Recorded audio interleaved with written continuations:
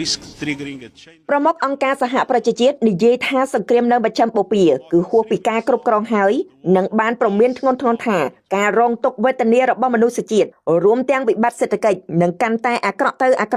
ប្រសិនបើការប្រយុទ្ធគ្នាបន្តអូសបន្លាយពេលយូរអគ្គលេខាធិការអង្គការសហប្រជាជាតិលោក Antonio Guterres នៅចំពោះមុខអ្នកយកព័ត៌មានកាលពីថ្ងៃពុធបានប្រើពាក្យពេចន៍ខ្លាំងស្ដីបន្ទោសភាគីចំនួននៅក្នុងសង្គ្រាមនេះថាការប្រយុទ្ធគ្នាបានឈានហួសពីដែនកំណត់ដែលគ្មានមេដឹកនាំណាធ្លាប់គិតស្មានដល់សោះយ៉ាងណាលោកបានអំពាវនាវដល់សហរដ្ឋអាមេរិកនិងអ៊ីស្រាអែលឲ្យបញ្ឈប់ការប្រយុទ្ធជាបន្ទាន់ខណៈទុក្ខវេទនារបស់មនុស្សជាតិកាន់តែធ្ងន់ធ្ងរទៅហើយការបាត់បង់ជីវិតជនស៊ីវិលកាន់តែមានចំនួនច្រើនឡើងចំណែកផលប៉ះពាល់សេដ្ឋកិច្ចសកលក៏កាន់តែអាក្រក់ខ្លាំងទៅផងដែរទន្ទឹមនឹងគ្នានេះលោក Guterres មានវ័យ76ឆ្នាំរូបនេះក៏បានដាក់បន្ទុកខ្លាំងលើអ៊ីរ៉ង់ផងដែរដោយប្រមានទីក្រុងតេអេរ៉ង់ត្រូវបញ្ឈប់ការវាយប្រហារលើប្រទេសជិតខាងជាបន្ទាន់គួរបញ្ជាក់ថាសហរដ្ឋអាមេរិកនិងអ៊ីស្រាអែលនៅតែបន្តការវាយប្រហារតាមអាកាសលើអ៊ីរ៉ង់ចាប់តាំងពីថ្ងៃទី28ខែកុម្ភៈដោយបានសម្លាប់មនុស្សយ៉ាងតិចជាង